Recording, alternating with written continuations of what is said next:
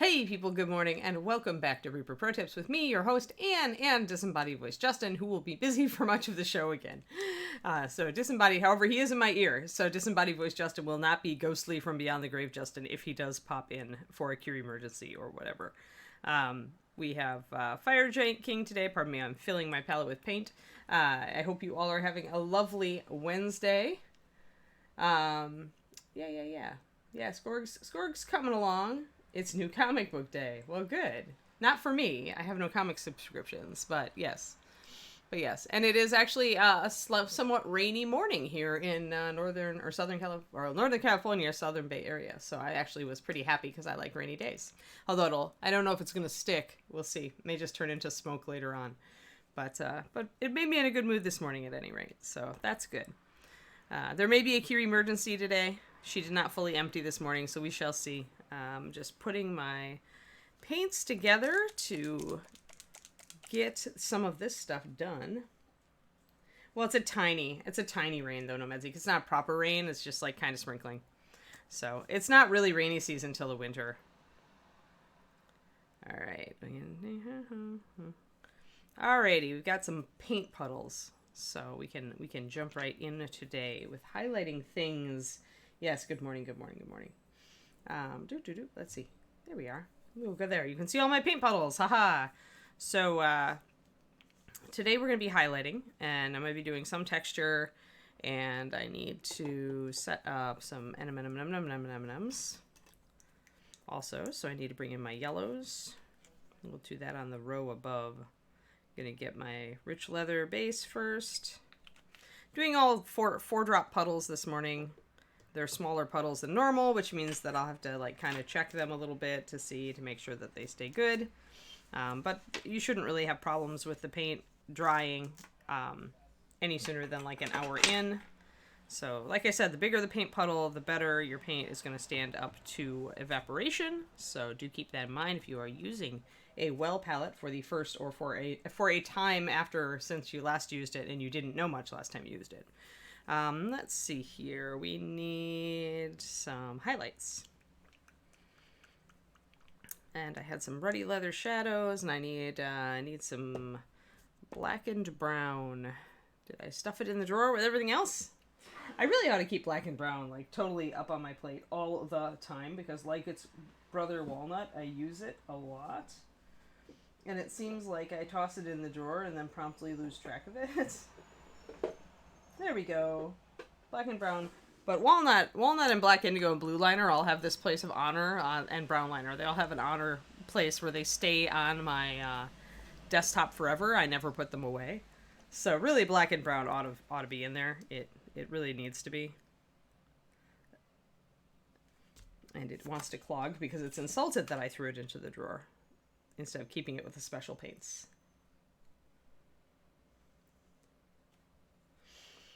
Yeah, but that's the way we're working. See, it doesn't look odd to me at all, Valandar, because this is the way I work. So I am used to minis that are painted in one area and not painted in another. It doesn't look odd to me. What it is nice for in the stream, though, is giving you guys, when somebody tunes in, they don't want to see a craptastic base-coated miniature. They want to see, like, some hints that you're going to do something cool with it. So doing it in this way allows them to see that, oh, yeah, she can paint, and this is cool, while I'm working on all the rest of these things. So all of that's very good. So I've got a lot of colors laid out here because I'm going to be working with a lot of different surfaces. And I think we're going to start with our red, because I've got all that laid out. So here I've got Asmodeus Red, Pathfinder color. I've got Sione Scarlet, Pathfinder color, and then I've got our base color that we used yesterday, which is 9402 Heraldic Red. So I do like the Pathfinder Reds a lot. You'll notice that I use them. I have my Pure White because we're going to be doing a lot of underpainting today, because one of the ways I want to play with these different things is to put textures on them. And I always use white underpainting for textures, or almost always, unless the paint I am using is very opaque. And then we've got our Ruddy Leather, so that I've got that open for touch-ups as needed.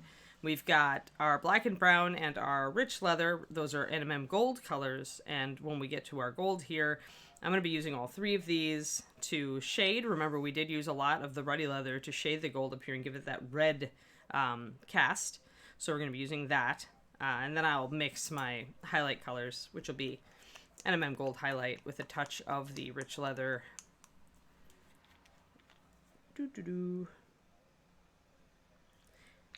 And a little bit of Lantern Yellow as well, as I like to pop my golds, and especially with this guy, where his gold is very, very saturated.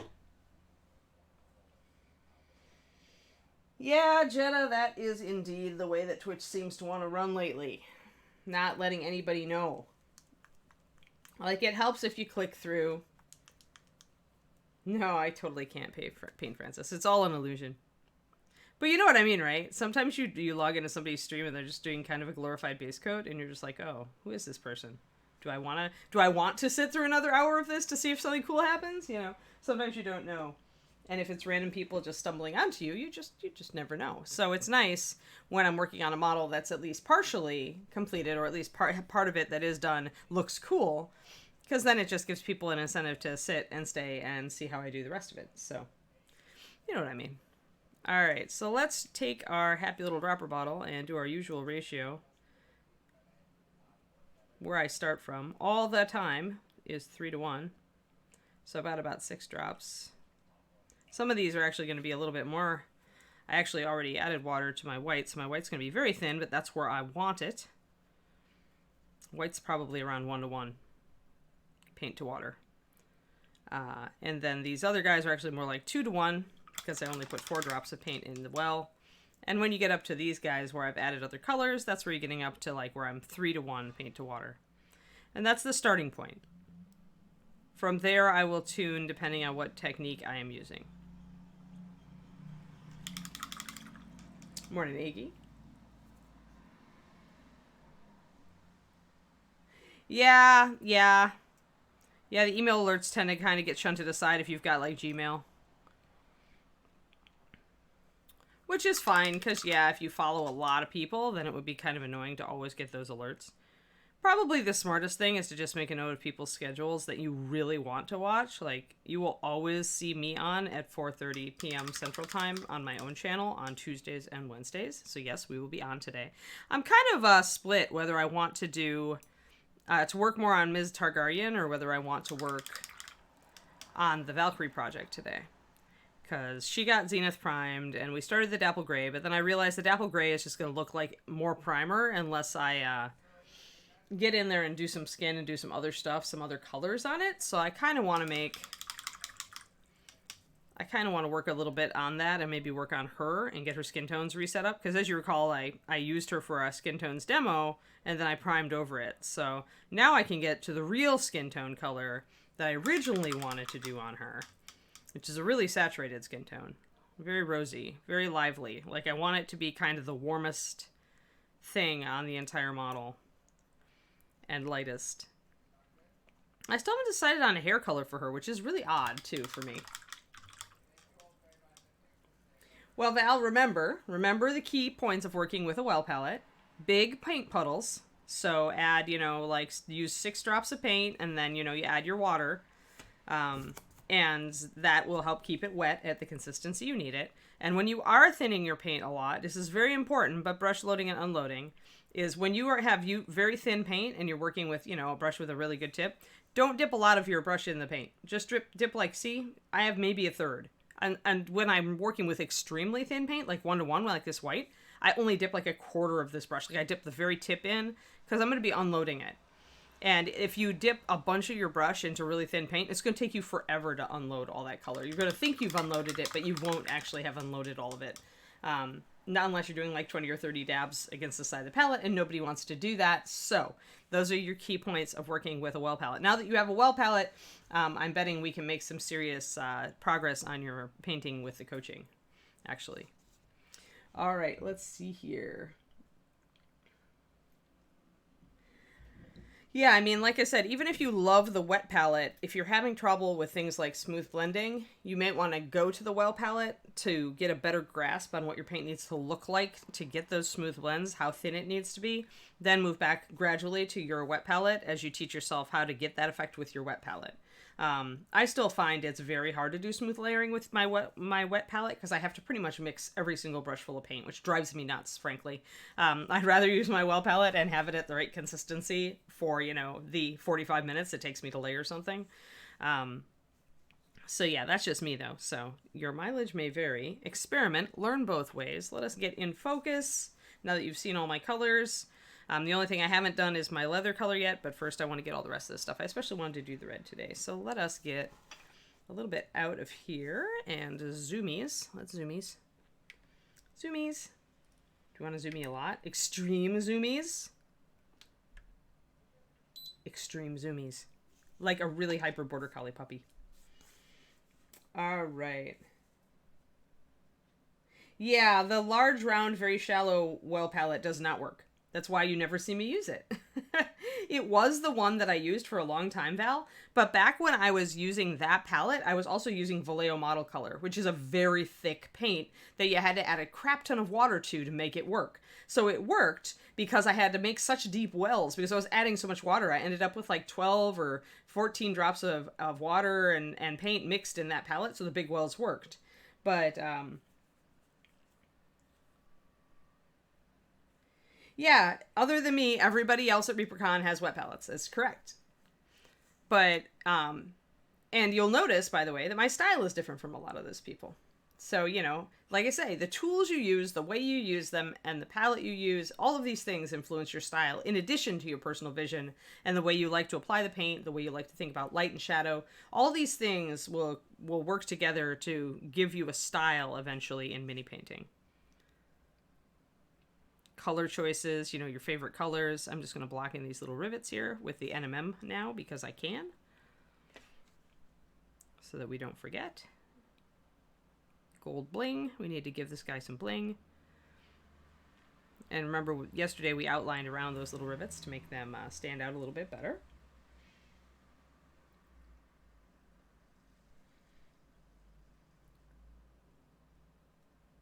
Yes, yes, the giant is pointing at me. Me!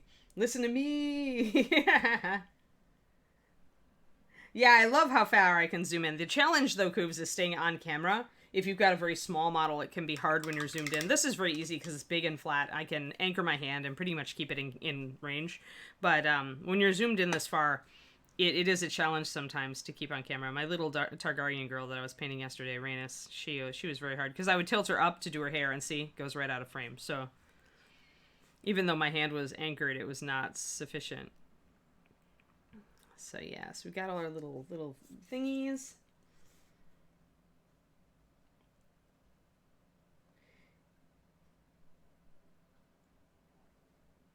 Yeah, exactly, right? Rhonda and I break it down. Like, Rhonda, because she has a journalism background, and she's very good at that, and that's why her learner paint kits are fantastic.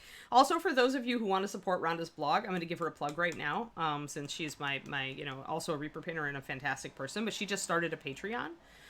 So if you go to her Facebook, if you friended her on Facebook, she actually, or if you consult her blog anyway, she just did a blog post about it. It's really, she just wants to support, essentially get some kickback for the time that she spends doing those great blog posts. And she's got a $2 level and a $4 level. And people that she just started it. So if you want to go in and support Rhonda, and she, I think eventually wants to leverage maybe doing videos and things like that. Right now, the $4 level gives you PDFs of all her blog posts, so that even if something happens to the blog, you have them. So, do go over, do find either Rhonda on social media or go to her blog, and you will have a link to the new Patreon. And also, she talks on the blog about why she decided to finally start a Patreon, because she'd been on the fence about it for years, kind of like I had before I started mine. So I'm going to go and pledge to her later today. And you guys can, if you want to take a look and want to help support an awesome person and also another painter in the spirit of deconstructing everything and enabling you guys to become the best painter you can be. I think that Rhonda embodies that, and so I think that you should go over and give her Patreon a look. And I'm going to pledge at $4 level because PDFs for of all the posts sound pretty good. Also, as she points out, PDFs let her use higher resolution images than she can use online, so she can also talk about things a little bit differently.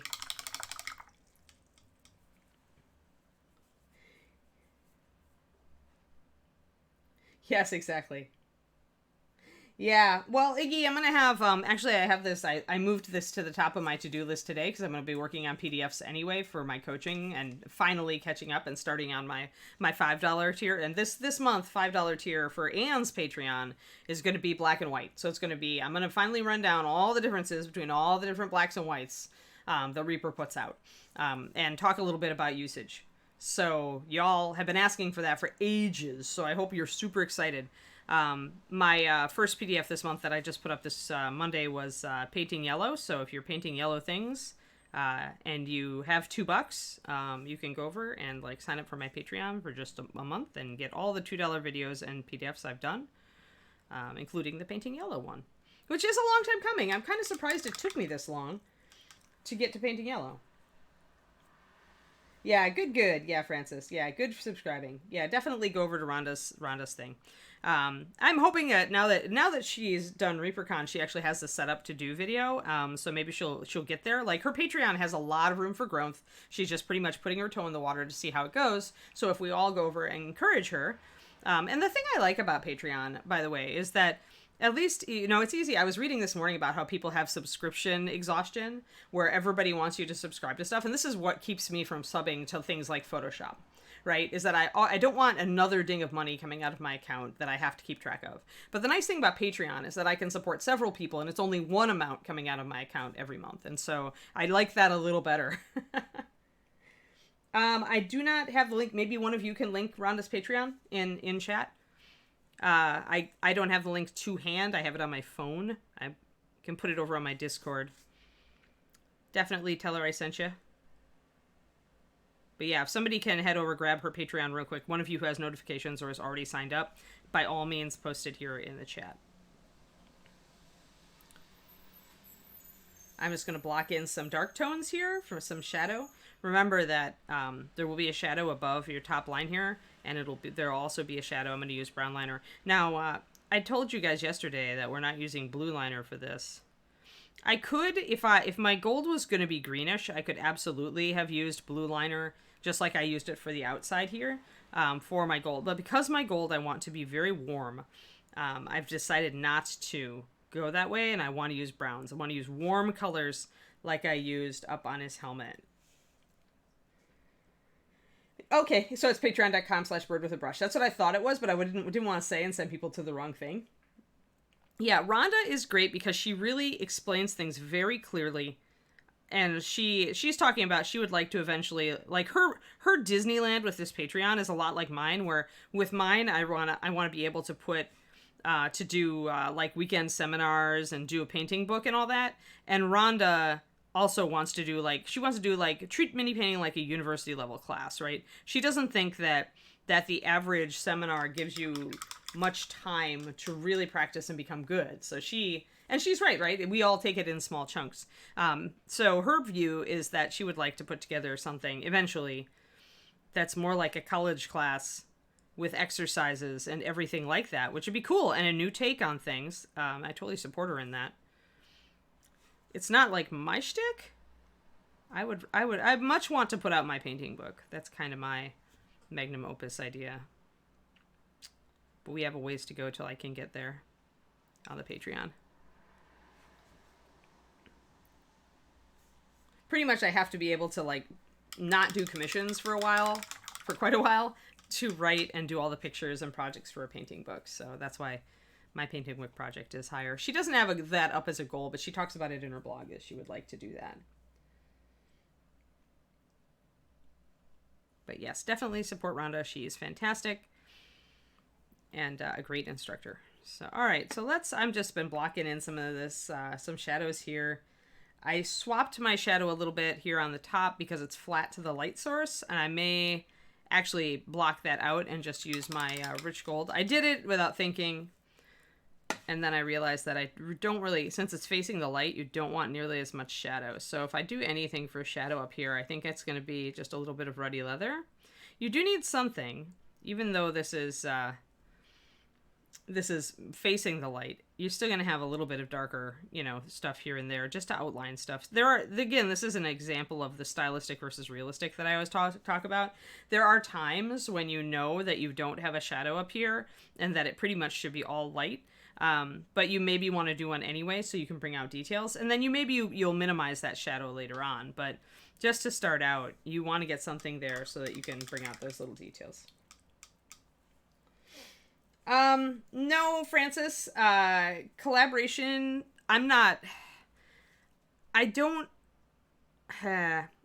it's like you'd have to be a good collaborator. You have to find the perfect person to collaborate with. Like, you really need to have somebody who, like, Rhonda's way of painting, I think, is very different from mine. And I'm not sure that we would be a great match for that. Like Jennifer and I, we were great. Like, we didn't collaborate on pieces, but we did collaborative videos. And Jen and I just found early that we worked very well together. But that's not true for everybody. And Rhonda does have a very precise way of painting, and I tend to just, like, sometimes just do seat of my pants. And so I don't know. Like, we would have to, whenever you talk about collaboration, you really have to kind of talk to the person, get a feel for if you feel like you're not just your styles complement each other. Because I think that Rhonda and I paint very similarly style-wise, or we used to. I don't know. It's collaboration, like David I could collaborate with. I know that we think alike on enough issues, yet we're very different on others. And also our styles, like, complement each other. Because he tends to do the more dramatic style, and I tend to do the more realism style. So, yeah, I mean, and you can see, right, Nomad Zeke, that Jen and I are really comfortable with each other. I'm not that comfortable with Rhonda. So it would be, I don't know if it would work. You can't just throw any two painters together and get a great collaboration. It has a lot to do with personality. Personality and teaching style. I think Rhonda and I's teaching style might be similar, but I don't know. Like I said, haven't ever worked with her on that kind of level, so I am not certain. But yeah, you can count on a collaborative effort from David and I, however. There's already a model that I'm supposed to work on that he's pretty much put aside. We're pulling the Bob and Julie, David and I. He's like, I'm sick of this model. I don't want to finish it. And I'm like, I love that model. I will totally finish it. So yeah, it's just, collaboration is a funky thing, especially with art and writing, right? Like, if you talk to writers, in order to get a good collaboration with writers, like, you really need the right person. And I think with miniature painting, maybe it's less so because it's less intensely, like, creative on that level. You're not creating entire worlds and characters, but you just need a complementary teaching style, and you need to be able to both bring something to the table, and you need to be somewhat harmonious. But it helps if you can dig at each other a little. So it's, I think you're more likely to get a David Ann collaboration than a Rhonda collaboration with Ann, is my thought.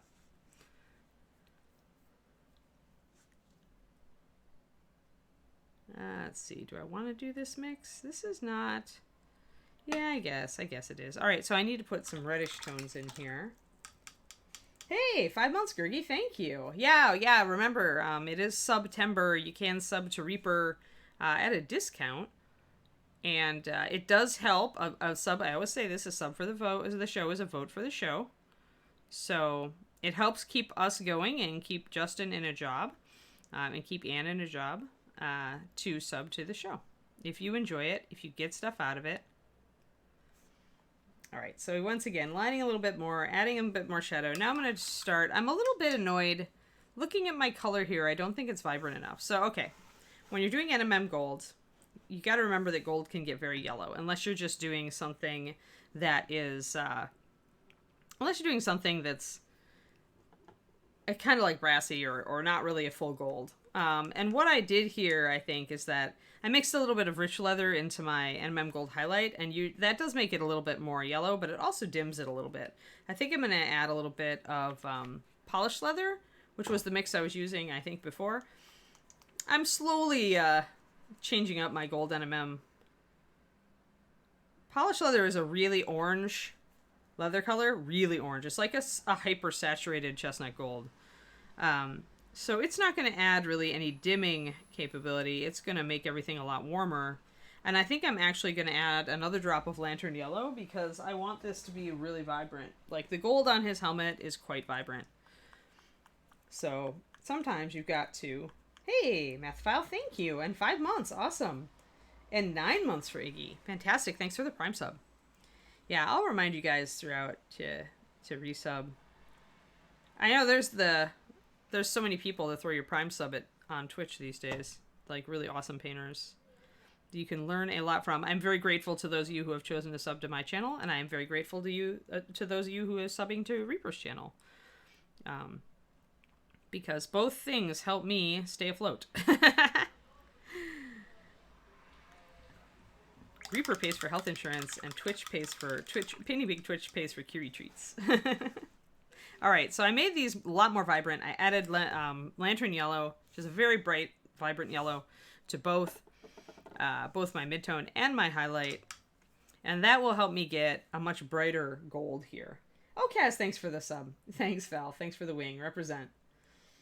17 months, Kaz. Dang. Like, some of you people have been here forever, and I really appreciate it. Way to go. All right, so let's see here. Let's take one of these that's kind of flat to the light, like there.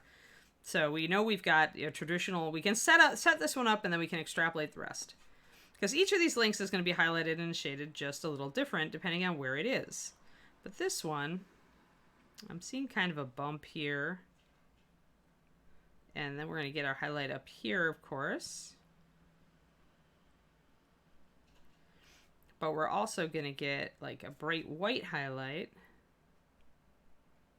Never underestimate the brightness of your highlight. Like, actually, I was just talking to coaching person the other day. It's just like, no, you got to pop your NMM. Even if it's just freehand NMM on a cape, you've got to pop it up to white, and very strongly. Do not shrink from your white highlights. You need them. They are the thing that says shiny. Must. I'm very excited. I'm going to try to do a really, really strong highlight source that really bleaches out the front of the model on one of my busts coming up. It's going to be an experiment. David has a painting he showed during his bust class. It's on our wall in the kitchen, or I suppose in our dining room, although in an apartment that's really the same room.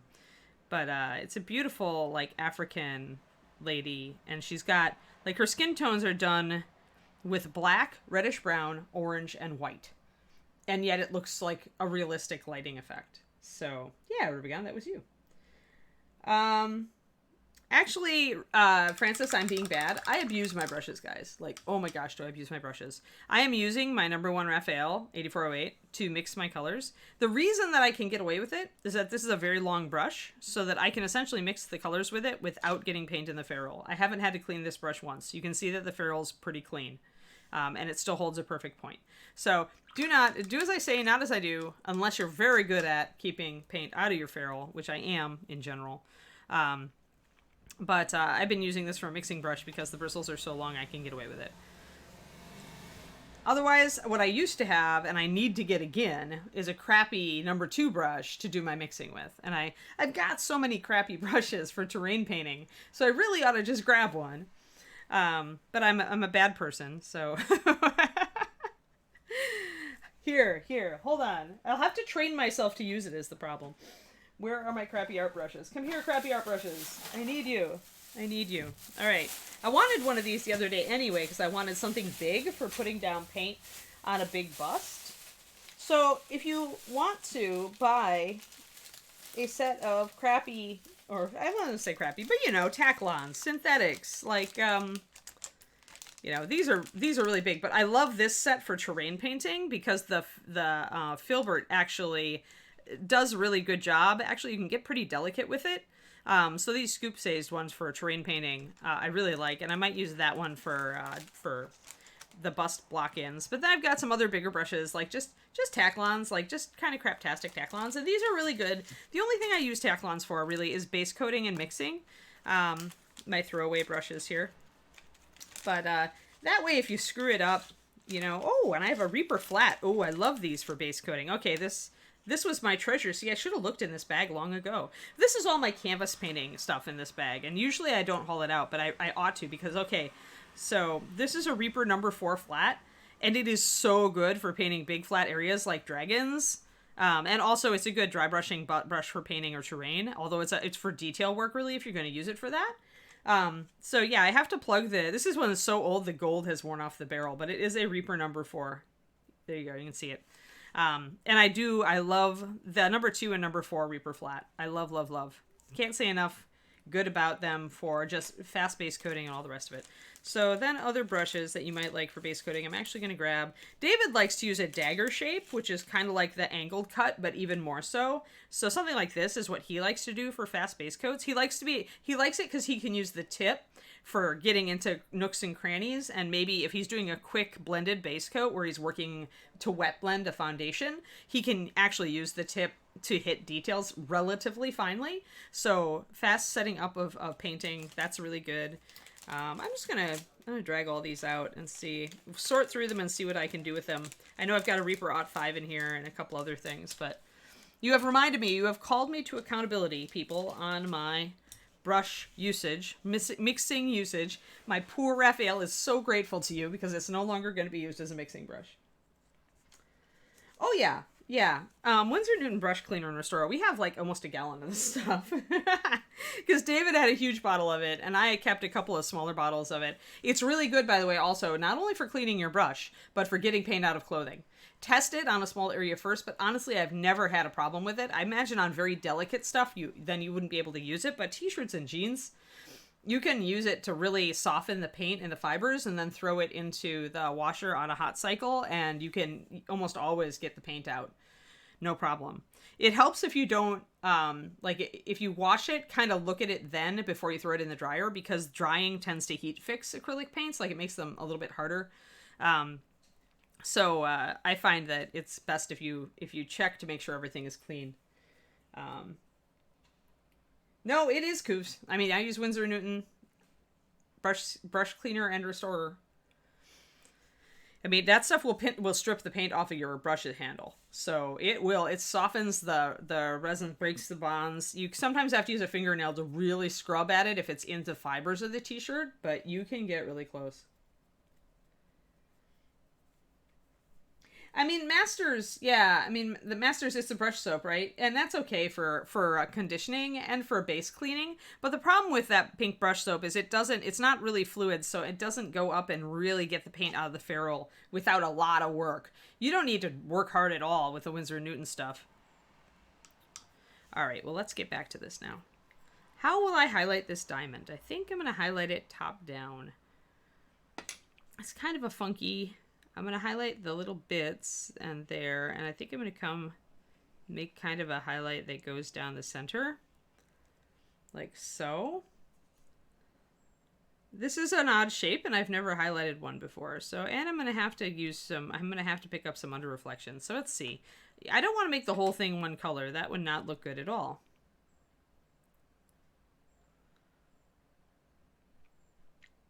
So anyway, if you used a canvas paint, you've got a whole bunch of crappy brushes, and you can always use one of those for your mixing brush. I'm going to bring in a little bit more of my rich leather to tame this highlight down a little bit. I want a little bit of a shadow. Yeah, Francis, you can. I mean, like I said, test it, because sometimes it will harm the dye job on the fabric. Because it is pretty, like I said, it's paint stripper. But it is pretty good stuff. So top and bottom highlights here. I think I'm going to grab a little bit of white and mix it with my NMM gold highlight, just to grab a little bit of extra shine on the bottom of this. And then I need to get a line of white actually on the top.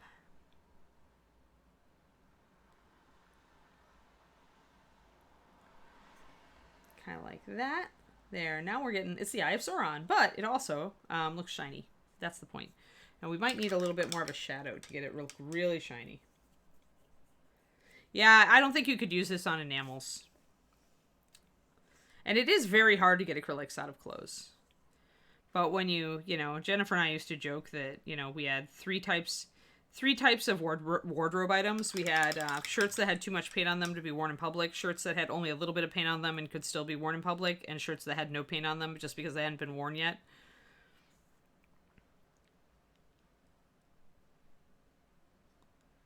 I am just hitting up some... and I'm doing these two little highlights here because when I look at this, it seems that there's a kind of a bump there, a connecting point with that diamond. So I'm highlighting it as if there is. And I want a little bit of a shadow that's darker here to make it look shinier. The more of a dark shadow you've got, the more shiny it looks. Let's get Skorg's thing out of the way. There we go.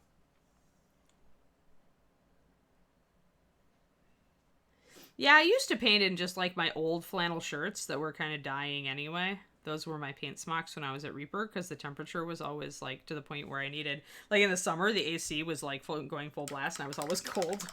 So I wore a flannel shirt then. And then of course in the winter, you're wearing a flannel shirt anyway, if you're me, because you're cold all the time. And so I used to have my flannel shirts were the ones that would get much abused. All right, so bright, bright, bright, bright, bright. I probably need a shiny here rather than a not shiny, and I need to shade around it. So what we're thinking now is, again, we're concentrating on the light. It's going to come down. It's going to hit areas. That's a little bit too extreme there. And I'm just messing around to see how I can make this this bling a little bit more interesting.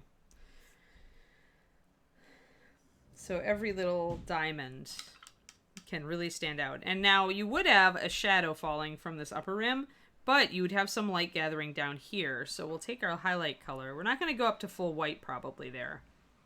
I'm going to save that, you know, for the bottom rim. Right, you don't paint in your nice clothes, exactly. Although sometimes I have been silly and ended up painting in nicer clothes than I was wont. Because ReaperCon. On occasion, I wear some nicer shirts to ReaperCon, and then, you know, usually I am not somebody who gets paint on herself. So that's why I feel like I can live dangerously. But this will always backfire on me at opportune moments.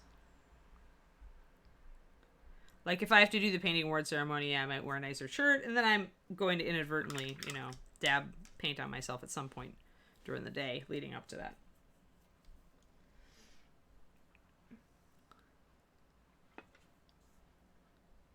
So yeah, there are some times at conventions when I'm sitting in the painting area, I'm maybe wearing something a little nicer than I usually paint in, that I will get paint on something nicer. But usually it's only at conventions, because that's the only place where you want to look like you want to look pretty good, but you also want to paint. But yeah, probably not a wool sweater in a convention. You're right. Wool would be a pain. You'd pretty much just be killing the poor thing, I think, after that. All right, so we've got our first kind of one set up. It looks pretty good. Now we're going to go away from the light, though. So really down here, all you're going to get is under reflection. You're not going to get this brighter highlight. This upper rim will, because it's like right below this. It's probably still going to get a strong light. But everything else here is going to be under reflection. So the bottom edge, you're not going to go up very far above your NMM gold highlight. You might mix a little white with it to... Gonna kind of do the underside of your diamond and just do it that way. Just gonna go up the sides here a little bit. You're probably gonna have a shadow in reverse.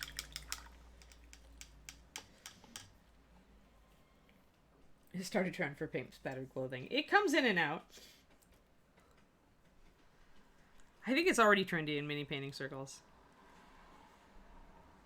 So reflected light usually won't have that dark shadow right under its quote-unquote brightest highlight. But I still need to put in a shadow underneath this top part that is going to get a higher highlight. Oh.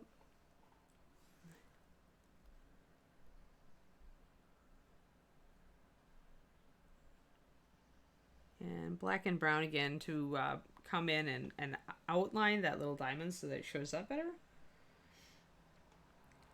They should be, if you have a hue of the ground, you usually only get ground color if you're in natural daylight mathophile. And since this guy's more in like firelight and in some stone hall, I'm not gonna, it's not gonna reflect, like, only with white light are you, white or really close to white light, will you get the colored reflections.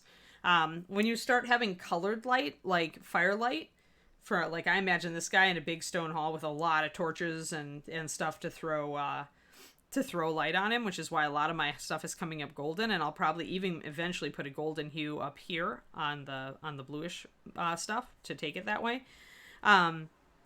But you only usually have to worry about it if it's a strong color. Like if you go out and you look, there's a chrome, or not a chrome, there's a aluminum Aerostream trailer that somebody's got on my walking route, and I always look at it as I go by, and it's pretty shiny. But even then, under full sunlight, I'll see the blue of the sky in it, but the under reflections won't show color unless it's very close. Otherwise, they kind of just show as a shadow, which is why when you do Sky Earth NMM, you often are just doing a dark horizon line, and you only introduce ground color if it's very strong. So in this case, if I've got like a gray stone flooring, I'm really not going to see that color. It's not a strong enough color to bounce up and affect a colored metal like this. Usually it's silver, silver being a white metal, you're going to see that sort of thing come up in that way.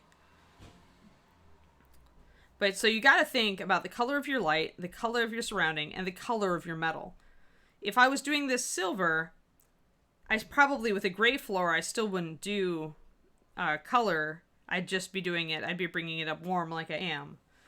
So, and technically if I wanted this all to look extremely firelit, I'd have to make all of my highlight color orange. So if I wanted everything to really be firelit, then I would do orange. But as it is, I'm thinking various types of light indoors, warm light. Hey Trixie Kitty, good to see you. Right, so if you are fortunate enough to have something shiny like an Airstream trailer on your walking route, you can look at how reflections work in it. Or if you go to the Renaissance Fair, once we're all permitted to go back to Renaissance fairs, you can look at all the helmets and shiny armor and see how they reflect. Now, a lot of today's shiny helmets and armor are actually like, if they're made a lot shinier probably than they would have been, at least probably more shiny than giant armor. I don't know. So you have to kind of think about it. Oh no, I went too light with that under thing. Bad, bad, bad. This is bad. We need to block that out. There is not enough light hitting that little lower thing to make it that color. So I'm going to put some rich leather over it. But yeah, the SENMM and ground reflections, I use them on steel and I use them very slightly. Like you remember, I used them on Juliana on her scythe. I actually did do some green reflection. Yeah, I mean, the light's going to cast here. I can show you I actually did this the other day, and it was fun. I was doing it to check underlighting on a bust. So, all right, so let's see if I can make this work. See that? See the pink?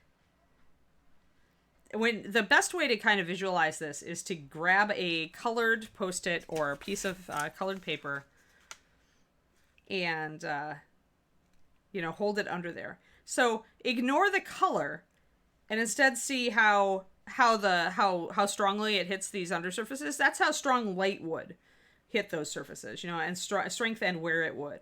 So if you look at, let's see, the pink was a little easier to see.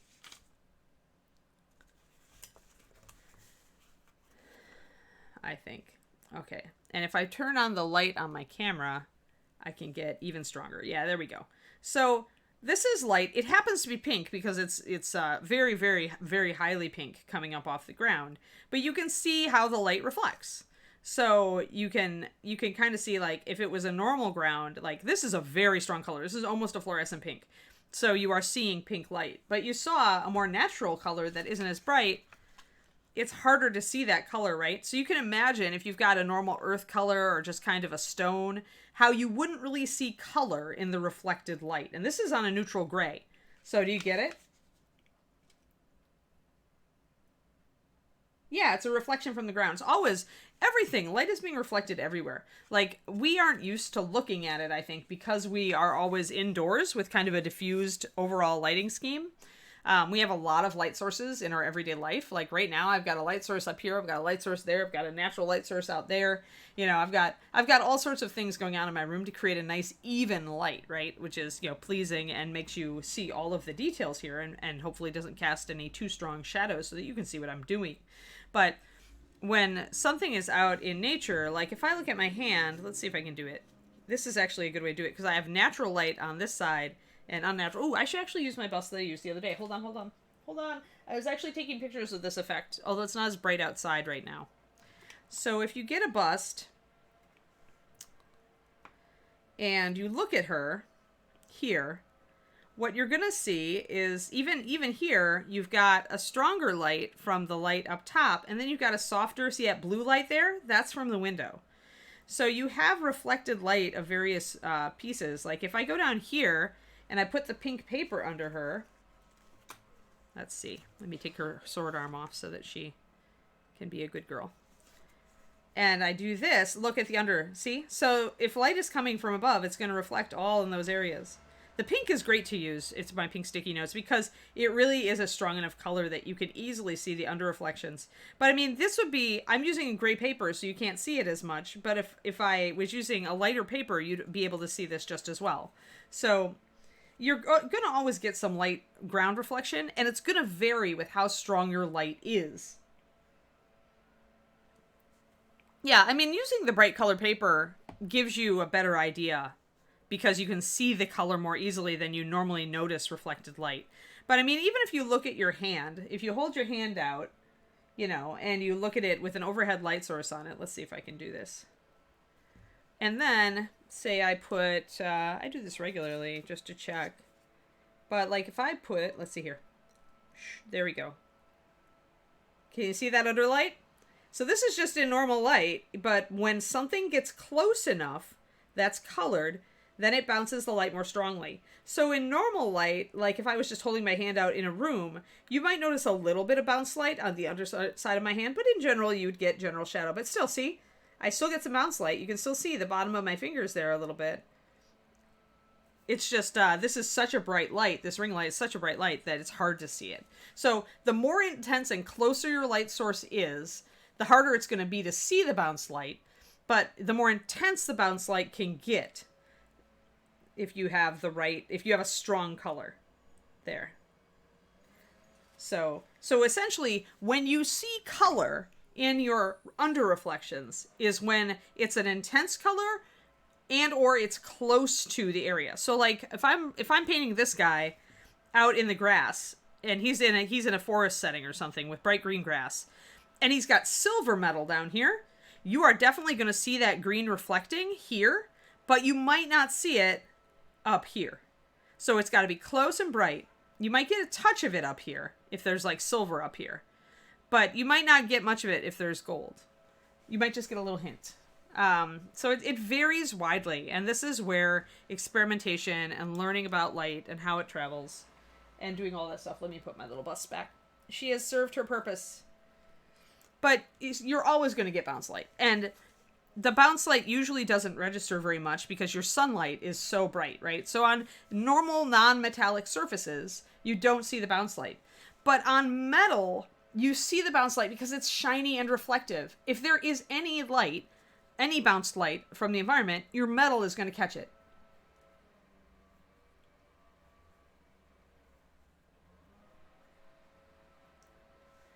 No quarry, I am just pretty much looking at where the light's going to fall. So here, I've got kind of a light source falling down from above here.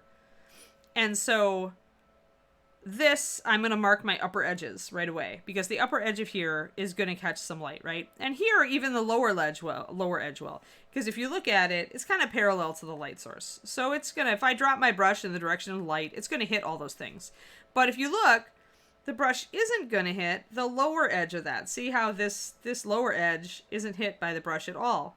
And so that means that light is going to glance off, and the only light you're going to get down here is the under reflection. When you're only getting under reflection, the direction of your light reverses. So it's hitting from the bottom up. So that's why here, like I've got some under light, and the light on my little diamond here is from the bottom, not from the top like it is up here. Because it's aiming away from the light source. It's not going to catch this bright light source at all.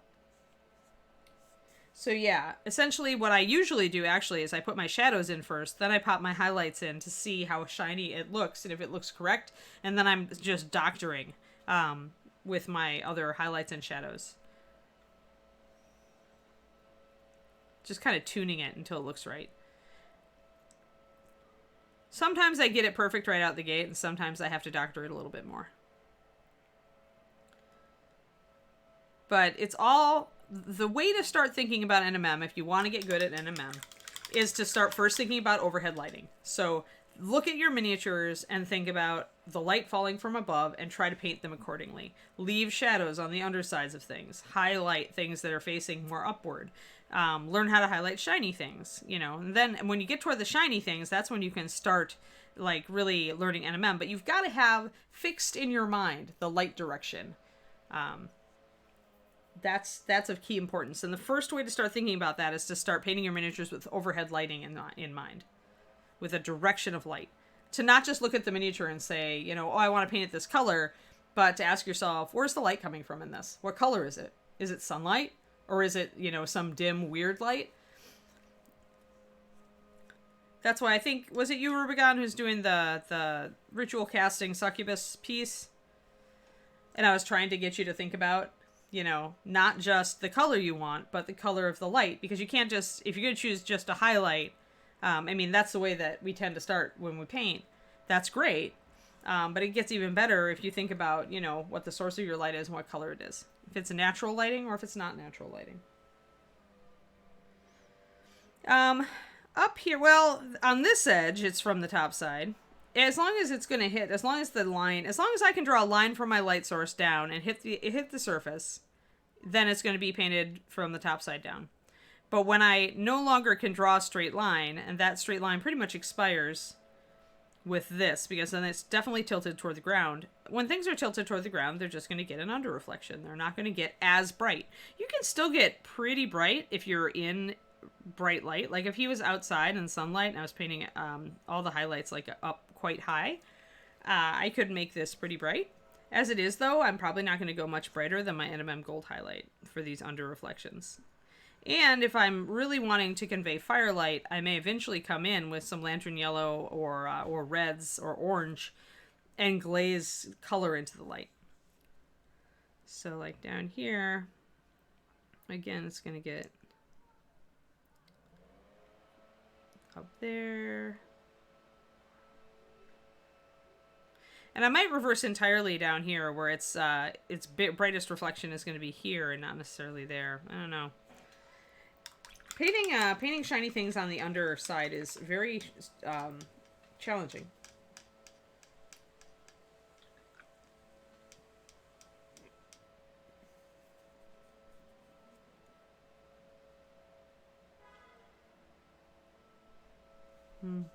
Yeah, we wish we were getting some rain.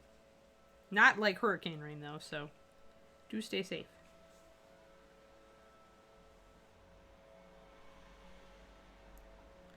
So really what I probably need to do is throw a lot of shadow. Because when you start getting light only from under reflections, you get a lot of shadow. So I'm going to grab my Ruddy Leather 9109. I'm going to heavily shade. I'm probably going to bring some shadow in on this as well. That little underside, see? So essentially what we've got is we've got our light source shifting as it goes downward, and then it starts getting dimmer.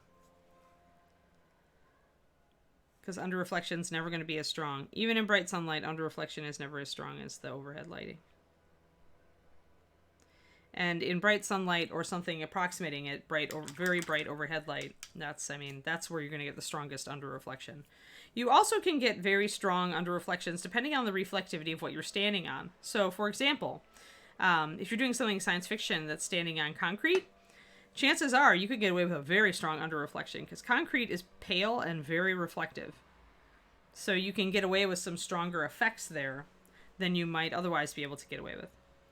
And here I wouldn't even do like a reflection on top of this surface probably. I would just concentrate on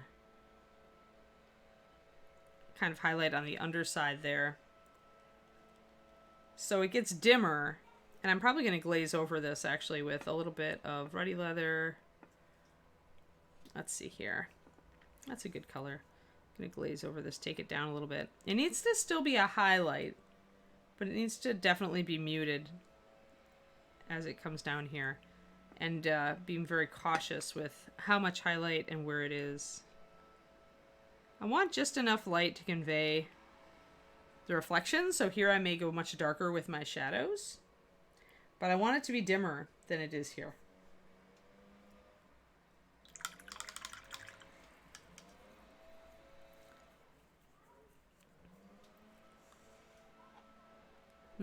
And if I really wanted to, yeah, I think I'm just going to use a lighter. I'm not going to go up to pure white on the highlight here. It would just not be hitting it with a pure light, but it might get some light. So a little bit. There we go. That's reading more like it. Where I've got a bit of light down here, not a lot of light. Enough to pick out details. But not a lot. And making the shadows darker helps with that. Yeah, everybody who's around hazardous things, be it fires or storms or what have you. We can actually do our little rivet things here. These are round and easy. So rivets and stuff, technically you should do an under reflection, just a little one, but you like don't have to. See that where I just touched a little bit on the underside? I painted this whole thing in rich leather. I'm going to bring it up to white on the, I started with an NMM gold highlight, but then I'm going to bring the even smaller highlight of white in there. Come on, there you go. And you can do an under reflection if the rivets are big enough, but it might just be confusing. So if it's very small rivets, the only thing that I'll usually be able to do is to hit it with my highlight color of NMM, whatever it is, and then a little bit of pure white. So these are big enough rivets that I can get away with a little bit of an under reflection. But generally, things like rivets and studs will be too small for that on a 28mm figure.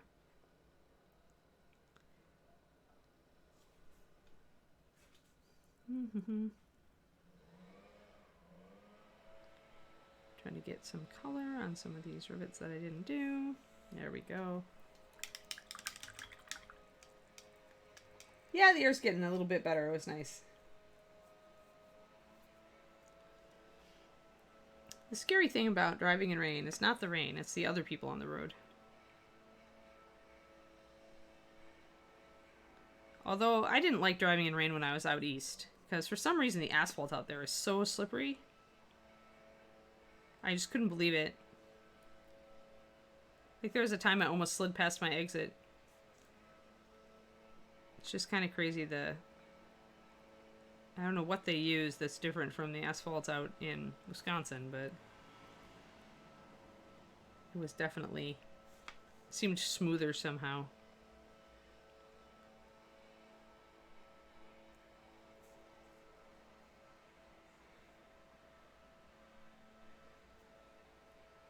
Your Reaper Vex arrived. Very cool, Cooves. Super. Take it for a spin and let us know how it goes.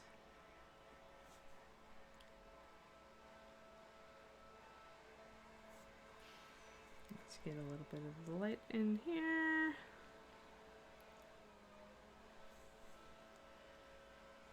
Those look very bright. I may need to dim them down a bit. Yeah, I mean, I've had plenty of that both in Texas and in Wisconsin with the big farm trucks. People thinking that they could do crazy things with them.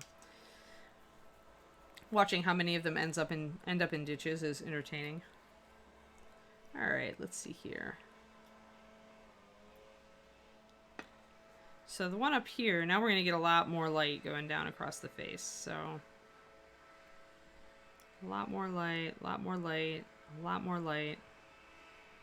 And this is going to be light. You're still gonna get shadows because NMM.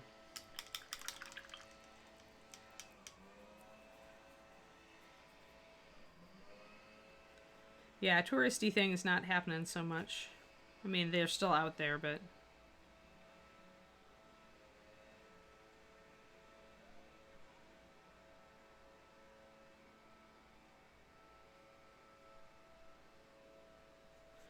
Now I can bring my white in.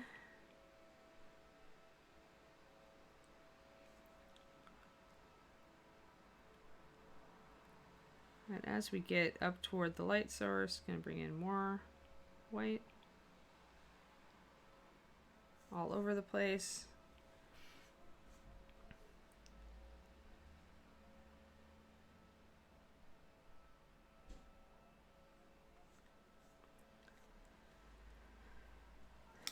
Gonna fill in some of that area.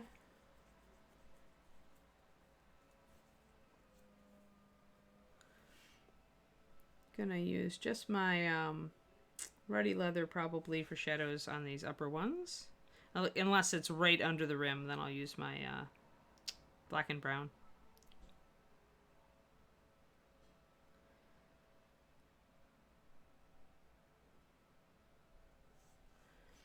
So you still want where your details are standing out and casting a little bit of shadow. You still need that dark shadow to make things look shiny. But you can take more liberties with the rest of it.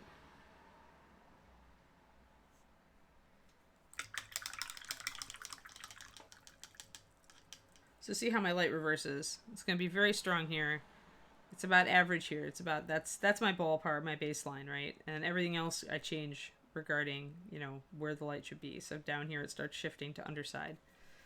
And up here it's going to start shifting to top side. So I'm going to have to block in more light on these inner areas, which normally the light would kind of skip over, right? Or maybe they'd just bounce a little bit of light in here. But now that we're getting toward the top, we have more light that's falling directly into this area. So we have to think about that. And I'm using kind of a mix of my NMM Gold Highlight and my Rich Leather mix to just suggest more light in here. Kind of globbing it in, and then I'll go back in with my black and brown and line it. No, Vitamin Aqua, because, I mean, the veins on dark skin wouldn't get a color. Like, these just stand out. Like, I highlighted them exactly as they're going to be. It's, with dragon wings, when you do the vein, the reason you can do veins on dragon wings is because it's skin that's stretched translucent, so you have light passing through it. This is not the case with a big, meaty, giant arm. It's not translucent. So, showing veins through something usually only happens on a translucent membrane that's stretched thin, like things like wings, like bat wings. So that's why I could do it on dragons. But normally, veins on people, they're just standing out. They're just catching the light. If you're really fair like me, you could get some blue, right, going on right there. But I mean, even if you look at them sideways, you're not getting much of that blue. You're just getting a highlight and a shadow. So you gotta... veins will only show color usually, unless if they're very close to the skin or if you're dealing with a translucent membrane.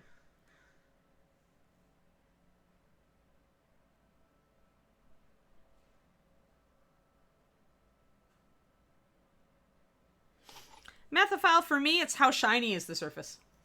If the surface is really shiny, and you're right, maybe it would get, but man, solid color just would not look very good. When I get up to the top, then I'm going to have to more or less paint it a solid color. Like, when you get up here where it's really hitting it, you're probably going to want to block in, like, almost the whole thing with light. But on a really shiny surface, light, I mean, it's going to pinpoint, right? And it does depend on the light sourcing and everything. Don't overthink your light sources. Think about your light sources, but don't overthink them. Like, it's easy to kind of get into the reality trap, and really what you need to be thinking about is, what are the general principles that should apply here, and what do I need to do to tweak them to make this look good? Like, because, yes, I could paint this all flat, and it looks kind of sucky. You know, It's like, so yeah, I could paint an entire diamond, but I decided not to. I decided to paint it as if the light is falling and kind of like just pinpointing and then going down in a line. I could paint it flat. Flat may be the way to paint it. But I used to paint them just like an edge and then an under reflection. Like I used to do here. I'll show you what I used to do. I used to paint it more flat like this. So top highlight and then a shadow right under it. And then under reflection underneath that. And I realized over time that that was not realistic, even though it does give you, a kind of metal reflect type of effect if you do it right. I didn't really do my highlight quite good enough there. So then I wanted the light to go over the surface, but after taking Sergio's class, I realized that reflectivity is much more interesting if you so that's what I used to do, right? So you're getting the highlight and the shadow and the under reflection. But it's much more interesting if you have light kind of scattering over the surface, and you don't just have that blank color. So that's where artistic choice comes in. I am about realistic painting, but I am not going to let myself be totally like pinned down by realism. If it looks right and I can sell the effect, I'm going to go with it, even if it's not strictly correct. Because what I want is something that looks good and interesting, and painting this entire area flat wouldn't. I'd far rather suggest that there's a slight bulge at the middle of each of these diamonds that causes the center to catch more light than the other parts. More complex, introducing more shadows to your NMM gives you a much more organic feel. Well, Vimanaqua, then you're running into, like, you could do that, I suppose, but it would look weird. Like, you have to really sell that at that point. So I wouldn't do that unless there was blood. Like, if he was bleeding from a gash, or if you had, like some other, like a wound on him that showed that he was bleeding that color of blood, then it might make sense to show a hint of that in the veins. But like I said, with my veins even, you really don't see a lot of blue when I hold them. You see the shadow and the highlight. So most of what you're seeing is they're popping out. And I am using some blue liner to shade underneath them, but the question is, when you're trying to do something that is unnatural, patently unnatural, can you sell the effect? That's the question. If you just paint those veins bright green, everybody's gonna be like, what is that? Is he wearing body paint on his veins? You have to question if you can do it, if you can get away with it. Like, you could definitely, on a very pale-skinned figure, you could paint the veins a pale bluish color and then highlight them, and that would sell. People are used to, like, they would get it, right? They would get it at that point. They're like, oh yeah, these just accentuating the veins, which is really cool. But when you're working with a different skin color or a natural skin color, it can be very hard to sell that.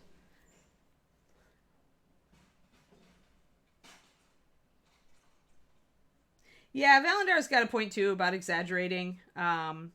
Exaggeration on miniatures, although this is a big enough mini.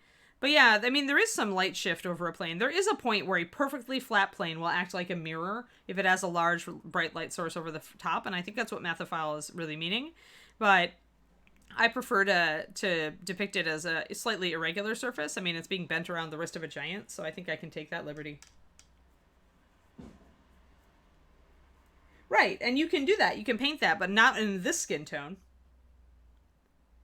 You can absolutely do bluish veins. Yeah, that's the problem with NMM. That's why Mathophile, honestly, if you want to work on NMM, don't start with something like this. Start with something that is a lot easier, like a sword, right?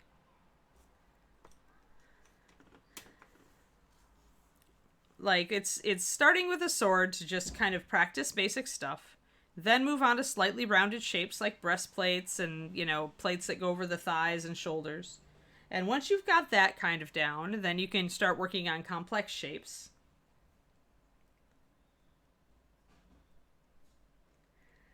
Well, Viva Aqua, probably that what would happen then is, again, you'd have to sell that somehow. You'd have to have his eyes like glowing red, his mouth glowing hot, and then you'd have to get those veins on. And they almost, if they were strong enough to show that much, though, they might be casting a glow effect themselves.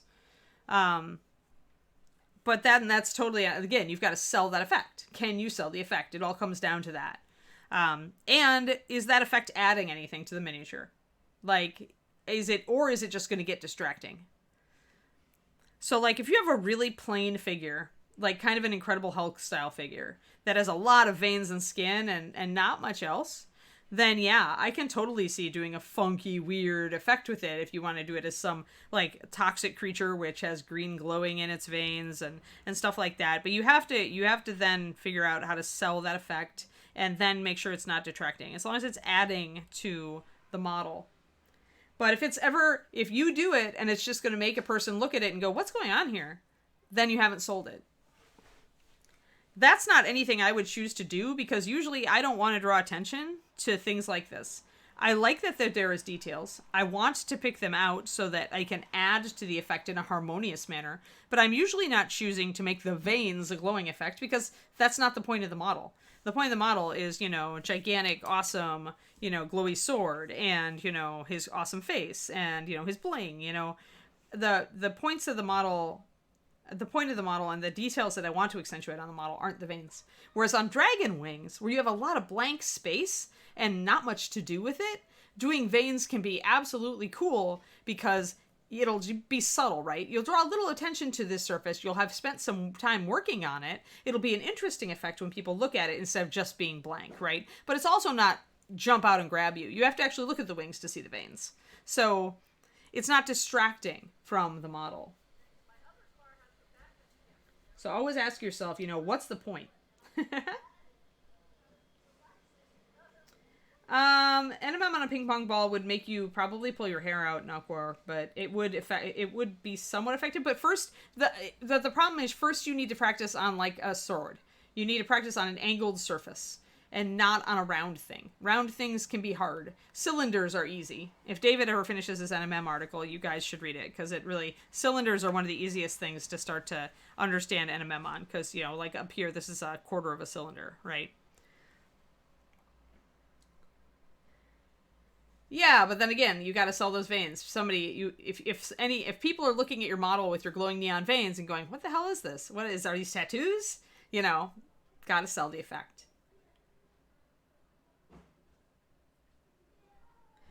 Rax, yours, I think I mentioned in my Discord, like, really what you need is more warm tones, I think. Because you go straight from white hot to really, really cooled. Because volcanic rock gets really that black ashen tone when it's super cooled.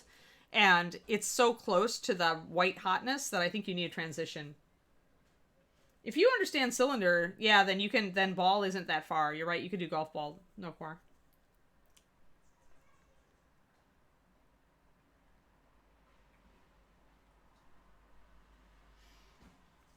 Textured NMM, I think, is easier. You don't have to do blends.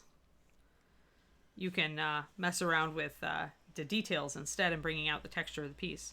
So yeah, so like this is what I used to do, and yeah, it's not as good. Yeah. Yeah, the problem with glowing blood is that it's not something we run into, and so trying to make it read like the blood is what's glowing, and that it isn't just tattoos or something, that's the hard part. Alright, so now we're getting up to the way highlights. Gonna highlight all around.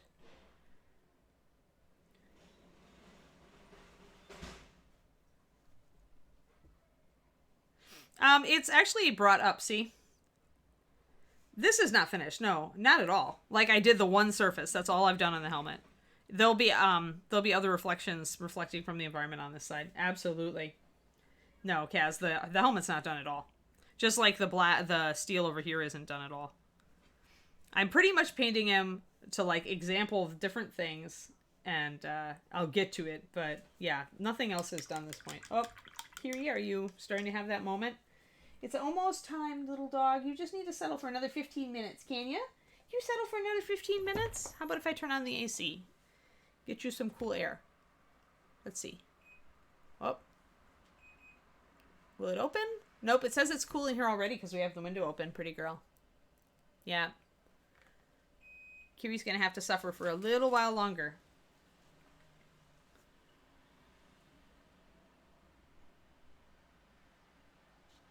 Yeah, I think that's overthinking it, Mathophile. I think learn the basics and then apply, then you'll be able to apply it. If you can just think about light and how it moves and how it hits, just look at things in the environment, honestly. I didn't find it necessary to ever use any fancy tools like that. The one thing I do, what you mentioned is like seeing light from different angles, is that on my Templar bust the other day, I did take some pictures with my phone from different angles when I had it set up with the light sourcing I wanted to do. And that just serves as a reminder for me, because most of the time I extrapolate it just fine, like just using here. But sometimes it serves as a good reminder to me of, oh yeah, light would be falling here. So...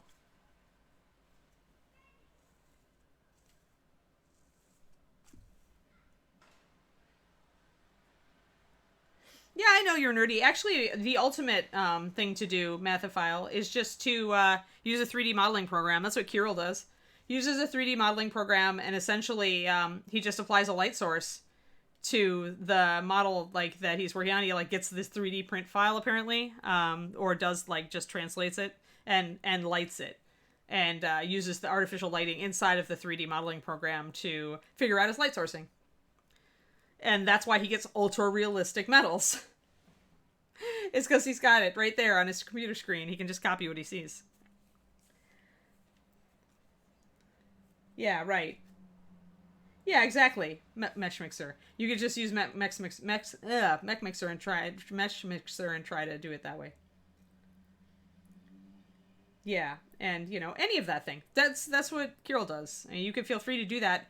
To just, in my mind though, don't make it a crutch. Like, use it to help you think about light. But when you go and do that, what you're going to find is that it's simpler than you think it is.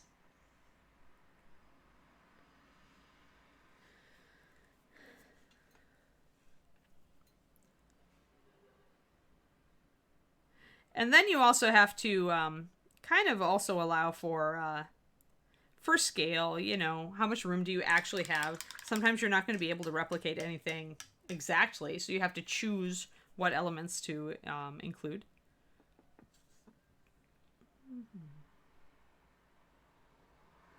On an angled surface, I usually do 2 highlights on the top edge. I'll interrupt it because you doing one straight line is boring.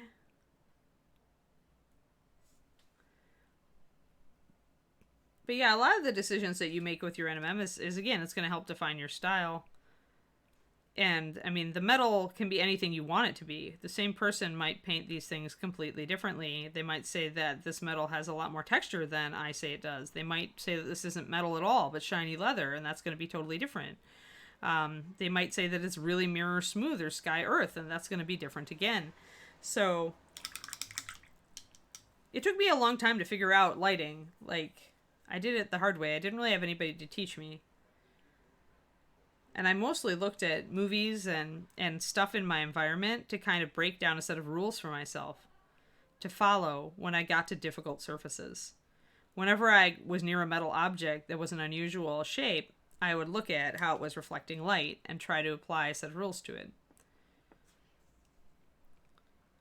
Because what you want is your set of rules. You want that understanding of how light acts on different surfaces. And you don't need to be, like I said, you don't have to overthink it. If you want to overthink it, feel free. But, and I'll say this again and again, what's most important is that you're applying it. So you can sit there and go down the rabbit hole for 2 weeks, but have you actually put paint on anything?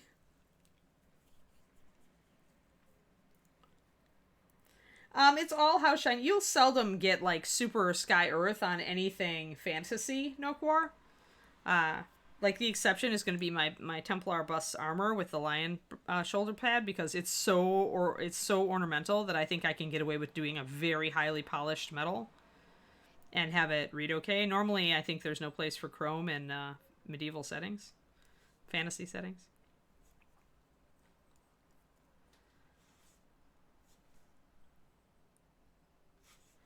So usually, if you're dealing with a shiny but slightly burnished, not perfectly mirrored metallic surface, then you can set up a set of rules.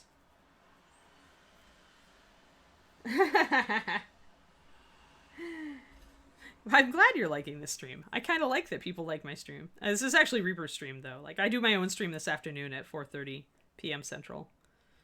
And, but I like to talk about light theory and color theory and all this kind of crap, you know, especially because I had to teach myself a lot of it. So I have, like, things that I did to help me kind of grok it. Like, Lord of the Rings, watching Fellowship of the Ring helped me a lot. With both face highlighting and NMM. Fantasy movies are kind of great for that. And Peter Jackson uses a lot of overhead lighting, like diffused overhead lighting for a lot of his scenes. So it is like it's the lighting we want for miniatures. Let's see, I'm going to actually interrupt this.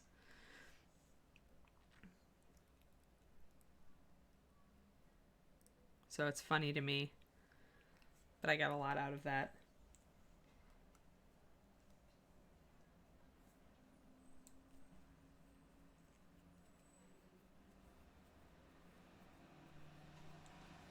You gotta grok it. Exactly. Virtual chocolate for everyone. TJ, I think that's awesome. I have real chocolate, but I'd ruin my lunch if I ate it right now. So I'm going to abstain from chocolate until I can take Kiri out. And my other stream is twitch.tv/paintingbig, by the way. Painting Big is my Patreon.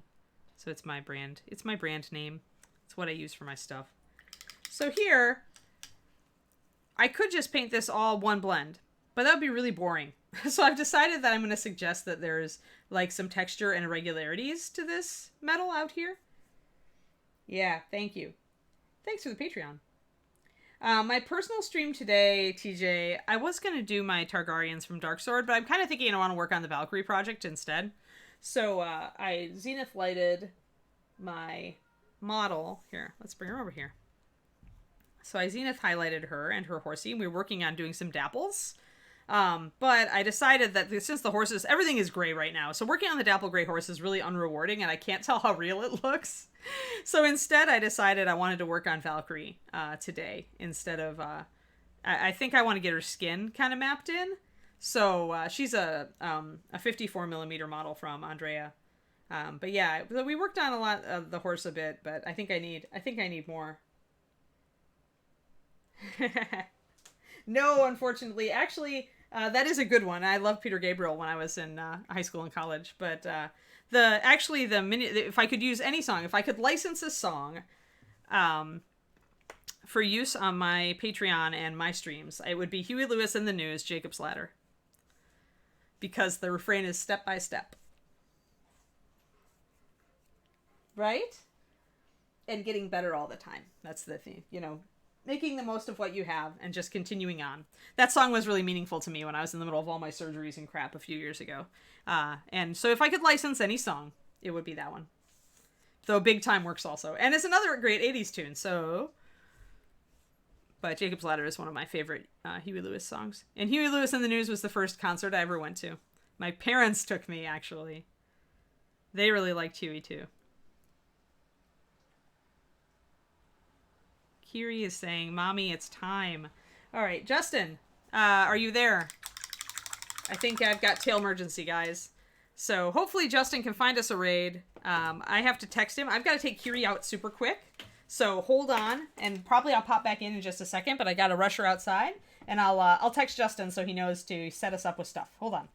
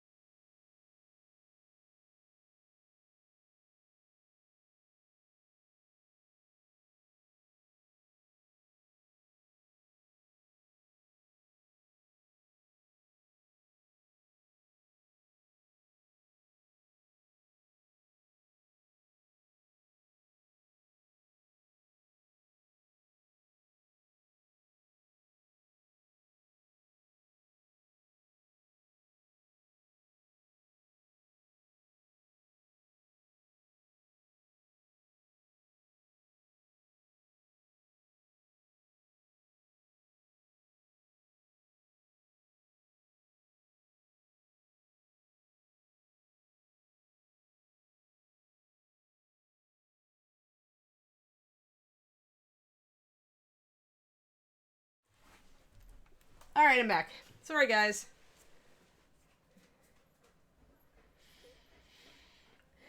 Oh, good. Do we have a Justin? Did he pop in?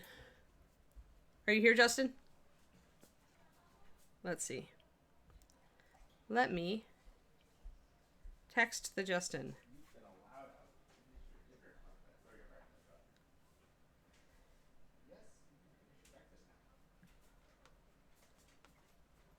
I'm texting him. He said to text.